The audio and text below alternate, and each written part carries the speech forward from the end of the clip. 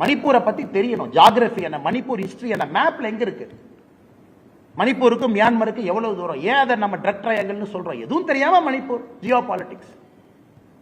ஏன் மணிப்பூர் பற்றியற வேண்டும் என்று சைனா நினைக்குது, ஏன் மியான்மர் நினைக்குது, ஏன் நம்ம கடுமையான ஆக்ஷனுக்கு போகாம இருக்கோம்னா, 2 ட்ரைபல் சண்டை போடுறாங்க, துப்பாக்கி சூடு நடத்தி நாளை காலையில குக்கியும் ஏத்தி நீங்க சமாதானப்படுத்திடுவீங்களா? இதெல்லாம் 100 ஆண்டுகளாக இருக்கக்கூடிய பிரச்சனை. மலை மேல குரூப் இருக்காங்க, மலைக்கு கீழே குரூப் இருக்காங்க. மலை கீழே இருக்கிற குரூப் மேல போய் நிலத்தை வாங்க முடியாது. அந்த பிரச்சனை தான் இந்த பிரச்சனை.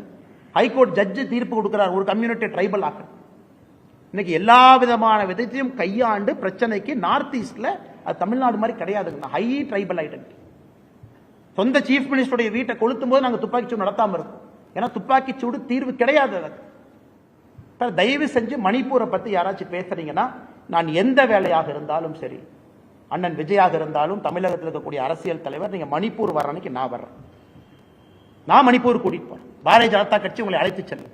மணிப்பூர்ல இருக்கக்கூடிய பாரதிய ஜனதா கட்சி எந்த இடத்தை பார்க்கணும் நான் கூட்டிட்டு போறோம், பார்ப்போம்.